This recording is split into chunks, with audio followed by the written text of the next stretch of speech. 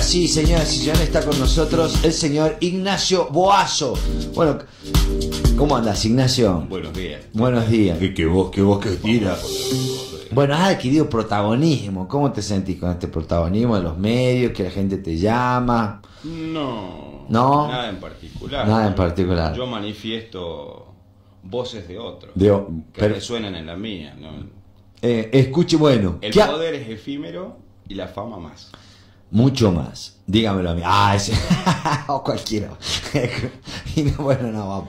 Ignacio, ¿qué ha pasado? ¿Qué ha pasado? Te lo pregunto en salteño. ¿Qué ha pasado? ¿Qué ha pasado ayer? ¿Qué ha pasado y qué está pasando? Ayer a las 3 de la tarde en el Club Villa Belgrano, contame la asamblea, contame hoy cómo están las cosas. Hay docentes, bueno, todo, la asamblea y hoy. Contame, volvamos ayer, volvamos ayer a las 15 horas, venimos... Bueno, hacemos un pequeño raconto. Dale. El gobierno elevó una propuesta la semana pasada en la que esboza una cláusula gatillo, pero se queda corto. Eso, pará. Ahí hay una diferencia. Yo también te he escuchado a vos, esboza. El comunicado que dan ellos es que va una cláusula gatillo. ¿Y vos, por qué la diferencia que decir que esboza? Porque, a ver, una cláusula indexatoria tiene que estar bien definida. Si la vamos a tratar seriamente, vos tenés que decir, mira, esto se va a aplicar así. Y este es el coeficiente que vamos a aplicar. Y mostrar la instrumentación, inclusive sobre qué códigos va a impactar. Nosotros tenemos un salario que tiene una estructura de una ingeniería satánica. Sí, así es. ¿Entendés? Que realmente, si vos lo analizás, en general está armado para ir a la baja. Para eso tiene esa estructura tan abstrusa. Entonces se rechaza en un primer momento porque se entiende que el porcentaje inicial es bajo, porque apenas roza la inflación. Sí. Cuando vos querés recuperar algo de tu poder adquisitivo, claro, que se ha perdido, claro, y que no está bien definido, y además no atiende en ningún momento la propuesta del gobierno a algo que ha sido el clamor de la docencia desde hace años, que es salir de la indefensión, ¿sí?, de la precarización laboral en la que nos encontramos, sí, donde el docente interino es crónico. Es más, puede ser un docente interino a término crónico, podés estar 10 años laburando, presentás todos los papeles, vos ya tenés expediente, tenés tu legajo, todo, y presentás todos los papeles cada año para laburar ese año, para que se caiga tu trabajo, para volver a presentar los papeles el año siguiente, encontrándote en situaciones tan absurdas. ¿Y cómo es? O sea, no te nombran, no te titularizan, ¿cómo es técnicamente la precarización? Mira, a ver, vos en el ámbito privado, sí, cuando yo era changuito, digamos, que empecé a trabajar en fábricas, vos trabajabas 3 meses a prueba, sí, y a los 3 meses adentro o afuera. Así ahora es. Con la flexibilización se ha prolongado el periodo de prueba. Creo que 3 meses más. 3 meses más, y algunos lo estiran hasta 3 más, pero más o menos a los 6 meses o estás dentro, máximo un año, o estás adentro o estás afuera. En muchísimas o estás en blanco o estás en negro. En casi todas las provincias existe un régimen de titularización. Sí. Y en muchísimas un régimen de titularización anual. Es decir, vos entras a trabajar en el Estado, no hay nada que obre en contra de tu continuidad, y automáticamente pasás a ser titular y ya sos planta permanente del Estado. Claro. En Salta no existe ninguna clase de régimen de titularización. ¿Desde hace cuánto? Desde siempre. Por lo menos desde la reforma... ¿Y cómo se titulariza cada cuánto? ¿Quién titulariza? O sea, conociendo la sociedad salteña, el nivel de acomodo que hay, o sea, ya es un prejuicio, ¿no? Parto de un prejuicio. Mira, las titularizaciones justamente se hacen discrecionalmente, se largan paquetes de horas, tantas horas para titularizar, 30.000 horas, ponele, y cada vez que se larga una titularización, la requisitoria es diferente. Así que nunca sabes cuáles son los requisitos que te van a pedir para titularizar la próxima vez. Para estar en blanco en tu trabajo. No sabes los requisitos que te van a pedir para estar en blanco en tu trabajo. Estamos hablando de eso. Es más, ni siquiera sabes cuándo van a llamar a titularizaciones. Pueden pasar 5, pueden pasar 10 años. ¿Sí? Y en general... pero cuando llaman van todos, obviamente.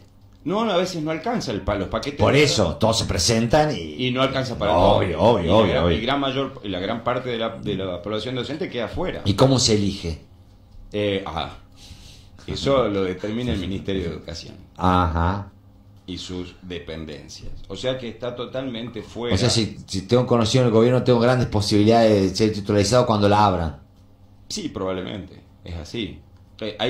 Bueno, además, vieron que están cuestionados... ¿Y la meritocracia? Bueno, están cuestionados miles de puestos de trabajo porque desconocemos el origen de su ingreso. Sin embargo, una vez que estás adentro, sin importar el ingreso, se respetan derechos adquiridos. Obvio. Entonces, un trabajador es un trabajador, trabaja un año en el Estado como docente, no hay nada que impida la continuidad y bueno, debe ser pasado a planta.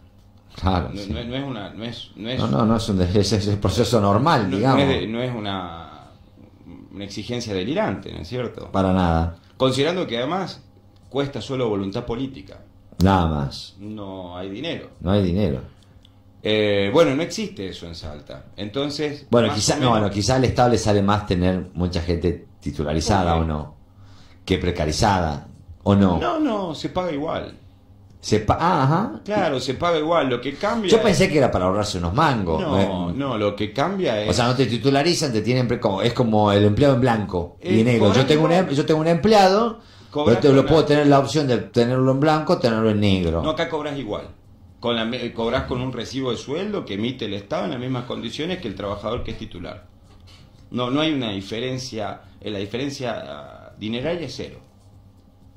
Ajá. Lo que cambia, ¿qué es? Y las condiciones de regimentación.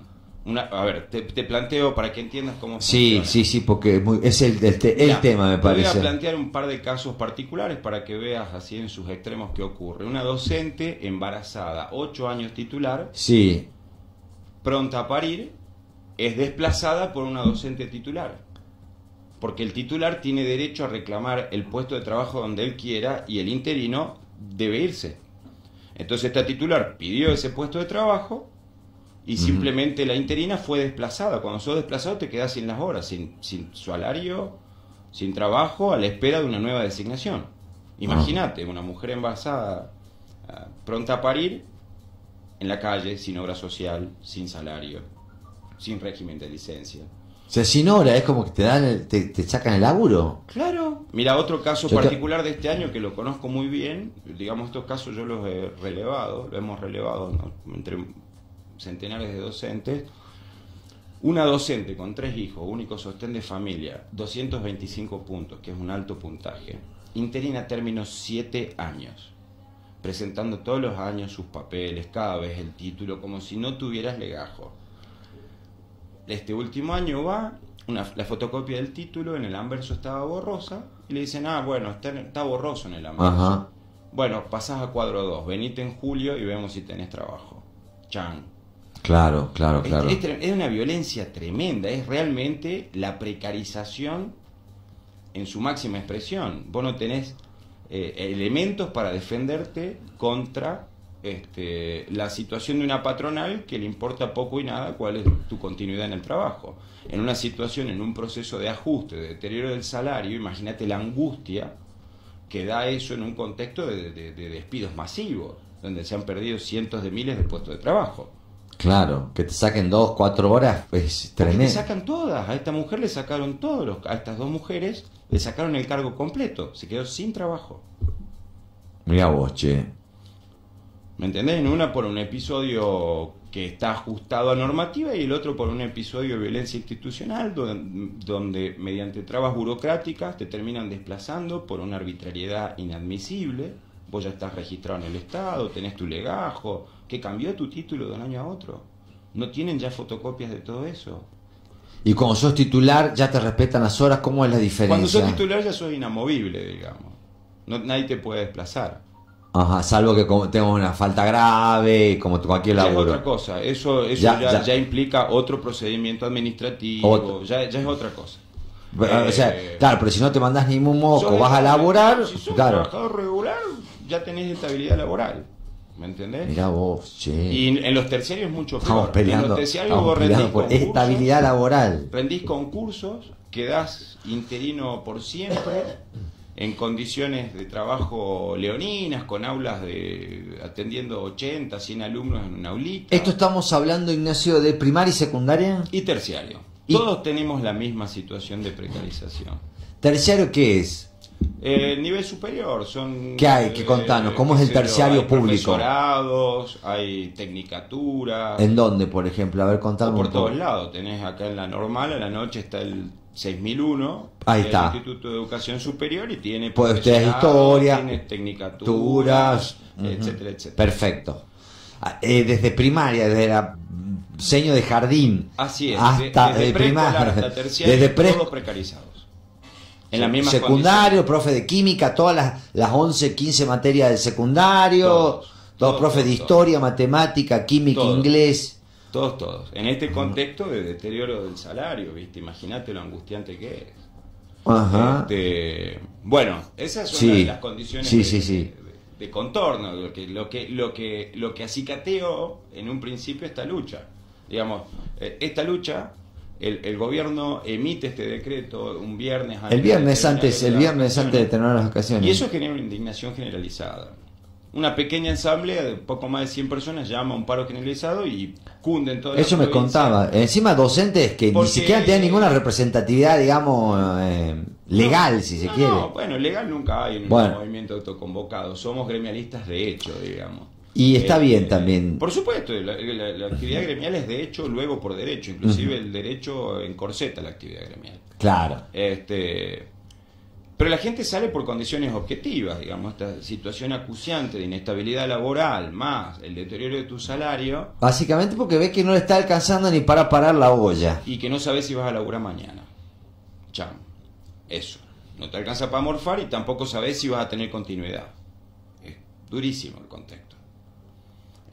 O si te sacan unas horas, o la mitad de las horas, o todas, o... Claro, es tremendo el contexto. Te sacan la mitad de las horas, boludo, una tragedia, boludo. Tremendo, ¿me entendés? Todo en un contexto de ajuste, que yo ya lo he ido describiendo en distintos programas, por ahí no voy a volver a abordar en detalles de cómo se han ido deteriorando, básicamente dos o tres mecanismos para erosionar el salario. Uno es agarrar los montos en negro, dejarlos congelados durante los años, y que se los morfe la inflación. Y en algunos casos inclusive bajando el valor nominal. Había un código que portaba esa nación que pasó de 1000 a 970, 970 a 400 y así. Ahora estamos en un cuarto, 236 pesos. Mirá vos. Y al mismo tiempo la situación de la presión fiscal sobre el salario. ¿No es cierto? ¿Cómo funciona? A ver, la inflación crece más rápidamente que el salario, y sin embargo el salario nominalmente crece más rápido que el piso del impuesto a las ganancias, termina perforando el piso, y aunque se redujo tu poder adquisitivo notablemente, viene el Estado y te saca más. Bueno, sí, claro. Lo veía el otro día, ¿no? Que no sé si ya casi un meme. O sea, cobras 30.000 pesos y estás en la línea, por debajo de la línea de pobreza, que es 31 y pico. Cobras 39 y pagas ganancias. Claro. Cuando, digamos, en primer lugar, no se le puede llamar impuesto a las ganancias porque el salario no es ganancias. Pero en países así de miradas progresistas sobre la cuestión impositiva se le llama impuesto al salario oneroso. Pero un salario oneroso es oneroso, no es mucha plata. Claro, el impuesto al no es un laburante común y corriente. Claro, ganás 200 lucas por mes, pagás algo. Claro, tenés un impuesto diferencial por tener un salario oneroso. Claro, pero no es así, ¿no? Las ganancias que ya son exorbitantes se le ha reducido la alícuota. Claro, todo en un contexto donde la base recaudatoria del Estado se reduce por no recaudar donde corresponde. Claro. ¿No? Salta forestal, Lusal, ¿cuántos episodios de exenciones impositivas, condonaciones de deuda, arriendos a la baja? Es tremendo.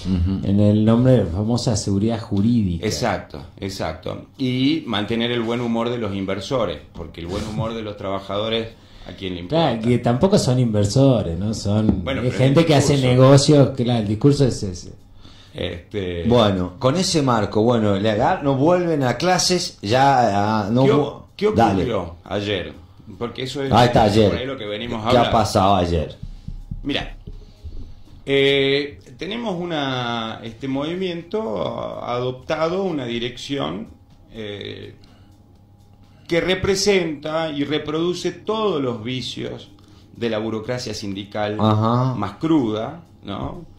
Con esos pequeñas oligarquías burocráticas que propenden hacia autócratas que terminan tomando decisiones por todo un colectivo y arrogándose una representatividad que no tienen. Y en ese contexto se desarrolla esta lucha con esta dirección, con estas características, que es muy contradictorio porque justamente la autoconvocatoria en Salta, desde 2005 a esta parte, aparece en rechazo a las prácticas de ADP, que justamente representan este tipo de cosas. Así es. ¿Qué ocurre anoche? Se va a la asamblea. En primer lugar, quieren clausurar la lista de oradores, quieren que no haya oradores. ¿Para qué vas a ir a una asamblea si vas a clausurar el debate? Claro. Y la deliberación. Se rechaza esa moción. Y bueno, se pasan los oradores, se pide la continuidad del paro por 48 horas, ¿no es cierto? A la espera que el gobierno mejore la propuesta salarial y se expida al respecto del régimen de titularizaciones. Y sobre los días no trabajados. Claro, sobre el contexto, la forma de a ver, ¿cómo cerramos esto? Si vamos a cerrar ¿Cómo lo cerramos y quedar, digamos, en estado de alerta y movilización, porque no fue satisfactoria la propuesta. De hecho, fue rechazada el viernes. Ese rechazo conlleva las movilizaciones numerosas de lunes y martes.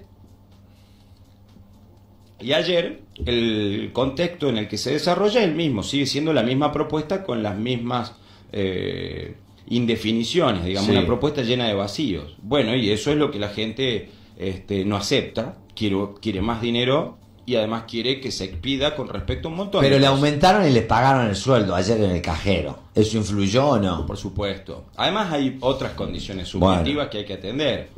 Hacer un paro cansa. La razón de ser de nuestro trabajo son los alumnos y eso tiene un peso importante, claro. ¿me entendés? Sí. Abandonar el aula. Hay que reconocer esas hay que reconocer que le duele a todo docente, le duele abandonar el aula. Absolutamente. Por eso también yo los apoyo y me daba bronca con la gente que por ahí los atacaba. A los que más le está doliendo abandonar el aula es a ellos, pensaba yo, ¿no? Claro, a nosotros nos ponen una situación... Los chicos, ¿viste? Los chicos, boludo. Nos ponen una situación de... Empatizá un poco con esta gente que son los que más le está doliendo abandonar a los chicos, estoy seguro. Pensaba eso yo. Claro, ¿no? Bueno, eso influye mucho en el retorno. No es tan solo que se haya pagado, sino mucho más que ver el agotamiento y sobre todo esa cuestión de que se están retrasando los pibes. Claro, ¿viste? ¿Cómo vamos a recuperar esto? Claro, sí. ¿Me entendés? Sin embargo, en ese contexto, ¿qué ocurre? En esta asamblea se emociona continuar el paro por 48 horas. No es lo mismo que un paro por tiempo indeterminado. Y llamar a una asamblea el sábado y hacer un balance y ver de cara al futuro cómo seguimos. ¿Estamos? Se hace la votación, esta dirección descompuesta, vamos a ponerle el nombre que corresponde, hace la misma mamarrachada de siempre. Mira y dice al voleo, sin contar, gana la continuidad del paro. Y la gente que iba a levantar el paro, que había muchos, era una decisión muy dividida, 50 y 50, con una bueno que me lo decís. diferencia. Yo lo estaba viendo por la ventana, Pero ahora te cuento, en un principio, porque hay que entender, para que se entienda cuál era el humor de la docencia. Sí. Yo pido una moción de orden y es que se seleccionen 10 contadores y se pase a contar uno por uno, que es una pavada, se hacen 10-15 minutos. ¿Viste? Se levanta la mano mientras te van contando 10 contadores, 5 contadores, en 15 minutos termina el conteo a pie juntillas. Se rechaza, ni siquiera mandan a votar esa moción, que era una moción estratégica realmente para el desarrollo de la asamblea. Y siguen con este tipo de maniobras, entonces aparecen toda una serie de maniobras divisionistas que ya nos habían puesto allá en el Vitale, que por ejemplo los que quieren seguir de paro que se vayan al patio del club del centro vecinal de Villa 20 de Febrero y los que quieran abandonar el paro que se queden adentro, por ejemplo. Y por supuesto que es rechazada y empieza toda una seguidilla de posiciones de peticiones delirantes. A ver, formemos decurias, así como si fuéramos el ejército romano, y busquemos un decurión, lo único que faltaba que pidieran, y entonces veamos, todas estrategias divisionistas, cuando la forma es muy simple, es conteo. Un hombre, una asamblea, un hombre, un voto. Esa es la asamblea, esa es la básica, la estructura de la asamblea. Es claro. Muy simple contar, de verdad. Y bueno, la gente empieza a cundir el malestar. Entonces vuelven a llamar a votación. Primero se aprueba que sigue el paro y hay mucha gente que dice, bueno, que quería volver a laburar. Claro, y los docentes muchos docentes que habían estado medio timoratos, cuando ven que en realidad el ánimo es seguir de paro, estando todos los docentes insatisfechos con la propuesta, inclusive los que volvieron hoy al aula, están insatisfechos con la propuesta. Sí, así lo dije. Tremendamente insatisfechos. O sea que se levantan bajo protesta.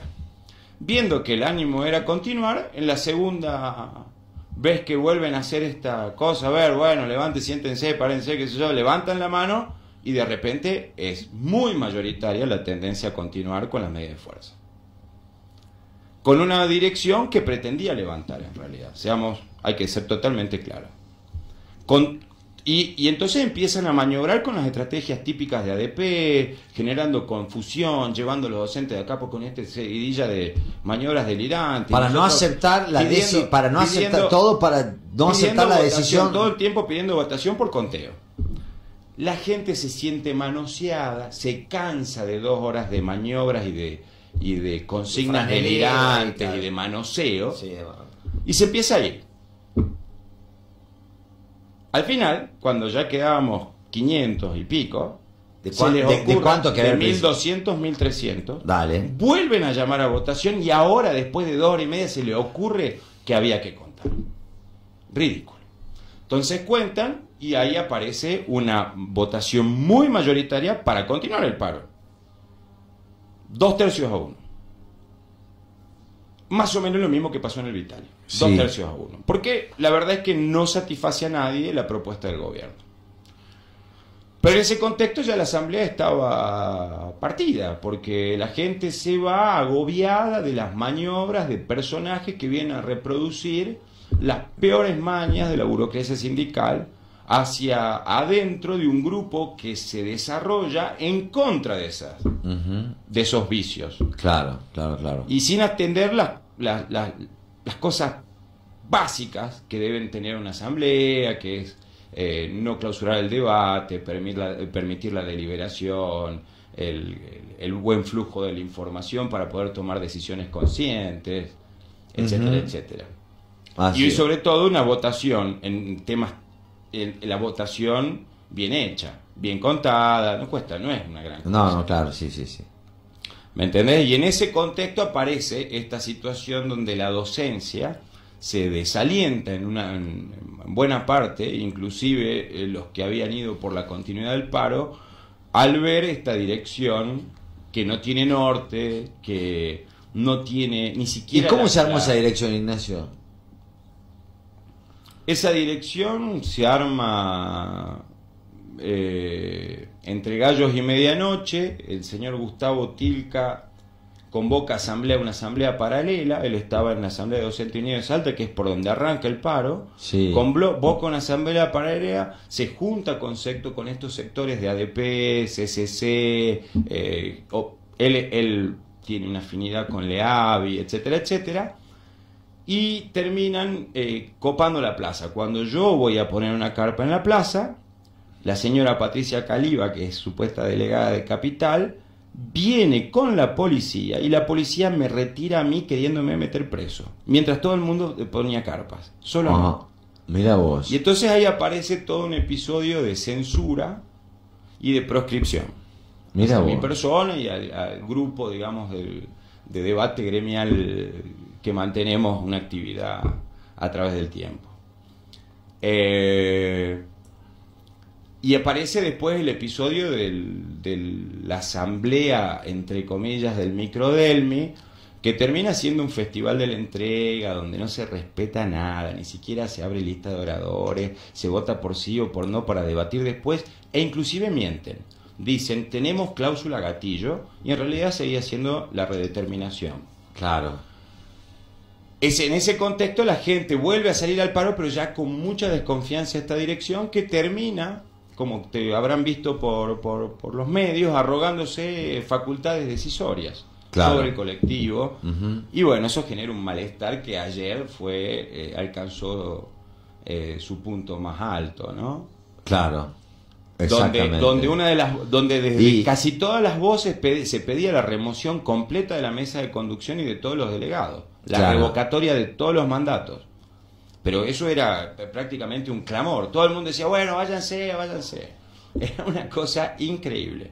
En ese contexto se desarrolla una asamblea donde hay que valorar que las bases superaron las limitaciones de esta dirección a medias, ¿no? Y que inclusive los que se vuelven con el sabor de una victoria pírrica, ¿no? Porque con un volumen de un paro de estas características, irte con unas chauchitas al salario y una cláusula gatillo esbozada, pero que aunque funcione va a durar nada más que hasta diciembre,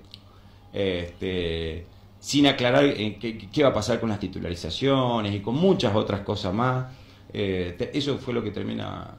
¿Y ahora cómo estamos? ¿Hay paro por 48 horas? ¿Qué decidió la asamblea finalmente? Mirá, la asamblea finalmente se termina votando, como te digo, todas las veces termina ganando el rechazo a la propuesta y sostener la medida por 48 horas. Pero hay gente que ya volvió. Bueno, pues yo me someto a la decisión del colectivo. Claro.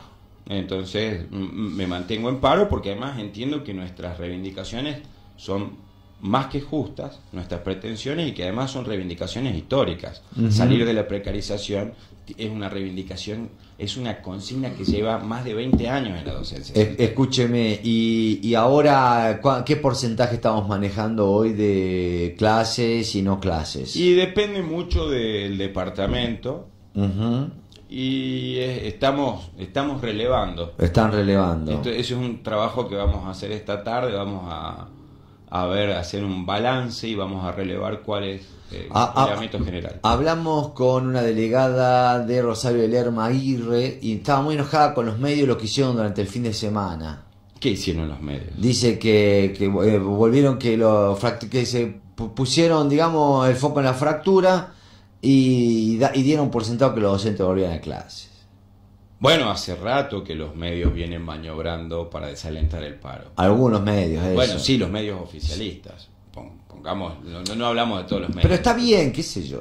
No llegan a ser oficialistas. Están en su derecho, pero otra cosa es falsear claro, o sea, yo puedo estar en contra del paro y decirlo. Han llegado a ir hasta contra una docente que teóricamente tenía gas pimienta y era casi una asesina serial. Claro.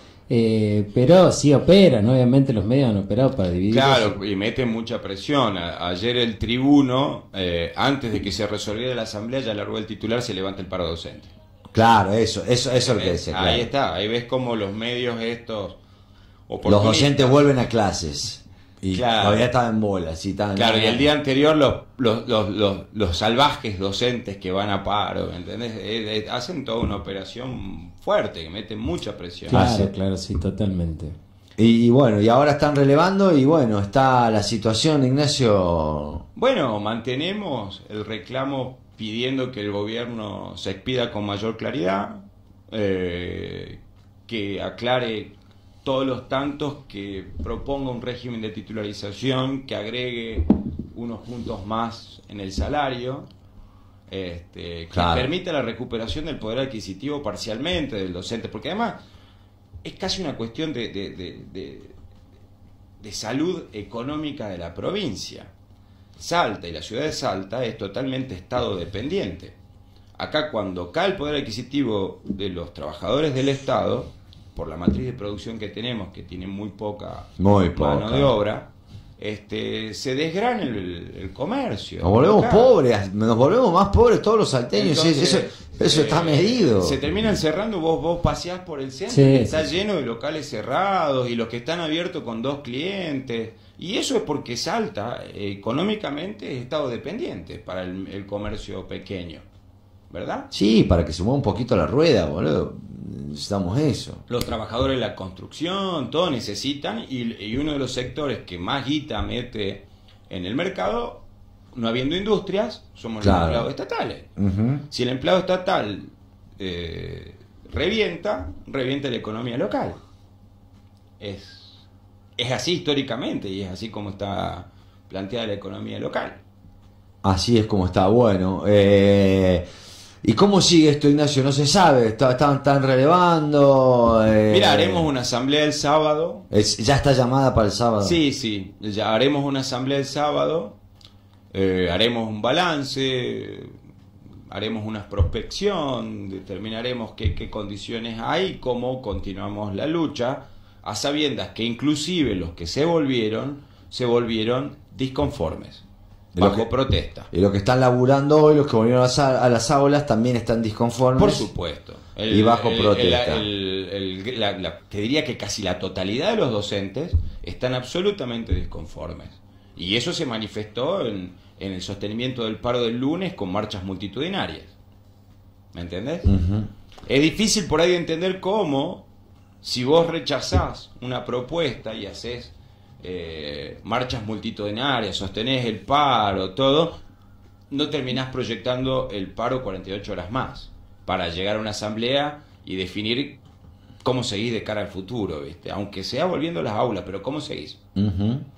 Y los próximos gobernadores, el próximo gobernador debe estar tomando nota de todo esto, ¿no? Tendría que estar tomando nota de todo esto, ¿no? Imagino. Lo que son los docentes. Lo que son los salvajes de los docentes, dice el tribuno. Muchas gracias, Ignacio, a vos y a los docentes, porque si no estamos en vos. Si no están ustedes, viejo. Escúchame, si no están ustedes, a que ya nos pasen por encima. Claro, a ver, acá en Salta el único frente de lucha por los derechos de los trabajadores del Estado, te voy a decir, somos los docentes. Nosotros somos el ariete que perforamos las barreras salariales, las barreras de la constricción de derechos y todo ese tipo de cosas que por detrás de nosotros se encolumnan el resto de los trabajadores del Estado. Realmente sería muy interesante que el resto de los trabajadores del Estado se solidaricen con la lucha docente y que nos acompañen en las huelgas. Todos los laburantes que hacer una huelga general porque son nuestros derechos y nuestras condiciones laborales. A ver, los docentes somos los más precarizados de todos, pero el resto de los trabajadores de Estado también están sometidos a condiciones de precarización. Claro. Tercerizados. Mira, hay tanta gente que está en condiciones malísimas trabajando para el Estado. Y bueno, sí, y acá eso, ¿no? Y lo tenemos que defender y discutir siempre. Así que bueno, está el paro ahí, a media, algunos volvieron, otros no. Sí, pero el sábado hay asamblea y ya se verá. Y se verá de cara al futuro, se continúa con el paro, como te digo, por la convicción de la urgencia de nuestras reivindicaciones, por la necesidad de una clarificación al respecto de lo que obra el Estado y lo que ha obrado esta dirección maniobrera, y por la necesidad de darle una perspectiva futuro a la lucha. De darle una perspectiva en consideración de que, bueno, ya todo el mundo manifiesta el pacto social como un hecho que todos sabemos, desde Helbart a esta parte, ¿qué implica un pacto económico-social? Que implica la anulación de paritarias, reducción de derechos y todas esas cosas que vienen con una carpetita que dice FMI. Muchas